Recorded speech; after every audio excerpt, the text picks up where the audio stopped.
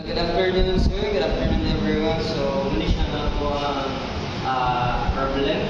Number 31 and 32. The first, number 31, how many pounds of cream containing 12% butterfat must be added to 1,800 pounds of milk containing 2% butterfat to obtain milk having 3% butterfat? So, talaga kaya siya is solve lang ibig nyo ng muli siya, ang pounds of cream na sa 0.12% na butterfat, tas must be added to 1,800 of milk na naa siya 2% na butterfat para makakuha lang kita o 3% na butterfat. So, i-dugdug lang natin sa calculator, no?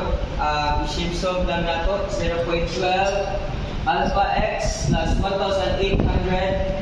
And kanina yung 0.2 is muna siya, 2% butterfat is equal to 0.03 alpha x upon 10 plus 1,800. So, pag shift solve ana, makuha na rin na itong answer nga ang pounds sa cream is 200 pounds.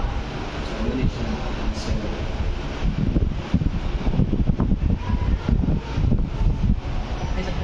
Next is number 32. From the equation x squared plus y squared is equal to 36, what is the circumference of this circle? No? Find radius, no? Dito ta mag-base, no? Since 36 ang r squared is equals to 36. So, 36 man nasa ito ang deliver. Next, ato na siyang ang square root sa 36, naman guys. So, 6. Para makuha natin ang circumference, muli siya ang formula.